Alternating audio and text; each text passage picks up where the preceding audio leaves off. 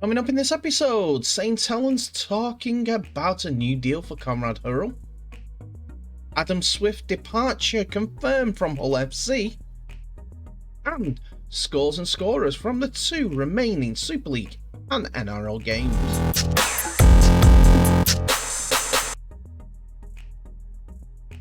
Hello ladies and gentlemen, and welcome back to the channel Held Dominance. Anthony here. Please remember to like and subscribe, and also click that notification bell if you're enjoying what you're seeing and if you want to continue seeing more. Well, I'm coming to you a little bit slower than normal as I have back issues again, and also a nice little wrist issue. Pinky and ring finger, and two having problems. Got numbness in it, but we muddle on. We live to do the channel.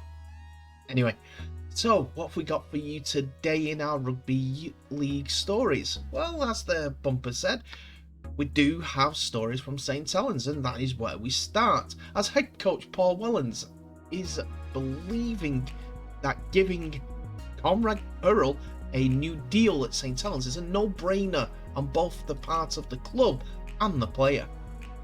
The Tongan international joined from Leeds at the start of the 2022 campaign, who is out of contract at the end of the year.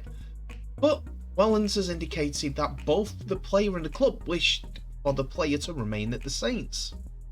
The 31-year-old has become a hugely popular character at the club, with a combination of his performances and personality winning over those early doubters. Wellens went on to say, "We're really keen to just get that done and Konrad signed up and move on. It's a no-brainer on our part, and I think it's a no-brainer on his. It's really nice to see, because when we first signed Konrad Hurrell a couple of years ago, there was more than a few raised eyebrows. Christian Wolf was certainly strong on the fact that this bloke who, if we can get into our environment and get him enjoying his footy again, then he could be a real asset to us. Obviously, everyone at the club has a lot of trust and faith in Christian and his judgment of top players, and he's got that one absolutely spot on. I'm really grateful that he did it, because I've been sat here now with Konrad Hurrell in my team." Wellens explained that he has told Hurrell to play to his own strengths, and when he does, that pays dividends for the champions. He continued, "I spoke to Konrad after his game at Magic Weekend last week, when early on in the game he tried to force a pass to Tommy Makinson and tried to force an offload at one point. It's quite simple with Konrad. If I was marking him, I want him to be passing the ball, not running it. So it is a case of simplifying your game. Get off the back fence, carry the ball strong, and then off the back of that, then you'll be able to use your skills. Play to your strengths first, and then everything else will work off the back of that." There have been occasions where Hurrell has been targeted on account of him rushing out of the line, or quicker players making him turn, but Wellens has been delighted with Hurrell's response to that. Again, Wellens continued, "Konrad is such an important player for us, and such a well-liked and enthusiastic member of the group. What he does do really well is work hard on the back of the defensive side of his game. We know he gets targeted there at times, but we're comfortable with that because he finds an effort and gets the best out of himself in those situations. And obviously, with the ball in hand, he gives us something a little bit different." Our next story goes over to Hull FC, as Adam Swift was being confirmed to be leaving the Black and Whites at the end of the year to take up a deal with Huddersfield Giants. Hull Live understands that Swift has opted against the new contract at the Black and Whites and will join the West Yorkshire outfit for the 2024 season. Swift's arrival at Hull from St Helens ahead of the 2022 season and has gone on to make over 50 appearances for the club, scoring 30 tries in the process. A popular figure with both his teammates and supporters, Hull offered the 30-year-old a new competitive deal to stay at the club beyond 2023 and were confident that the player will be re-signed. However, for family reasons, he have been dictating Swift's future, with the winger, who thought long and hard about his options, opting for a move a lot closer to the northwest routes. It could see him replace veteran Jermaine McGillivray, who has been rumoured strongly to be retiring at the end of the season, even though that has been quashed in some sectors, including by the coach himself, Ian Watson. And this would give another option out wide for the Giants as a solid threat out wide. Hull have already acquired a replacement for Swift, who was a grand final winner with the St Helens in 2014, with winger Liam Trindle signing on from Leeds Rhinos. The 21-year-old expected to partner his former teammate Liam Sutcliffe on the left edge next season. Swift's loss is a similar situation to Brad Dwyer, who has signed for former club Warrington Wolves next year. It is a blow for Hull. Swift has been in superb form this season, scoring 10 tries in all competitions.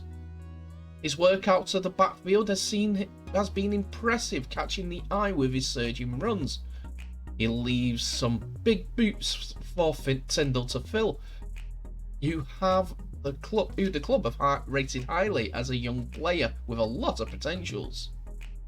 Hull have also confirmed the departure of Chris Sarte to Catalan's Dragons at the end of the season, but have signed up to 8 players of their current squad to new deals. They're also in the overseas market looking for both a middle and edge forwards, although the hooker position spot is still their top priority. Huddersfield forward Jack Ashworth is also believed to have signed after turning down a new deal at the Giants.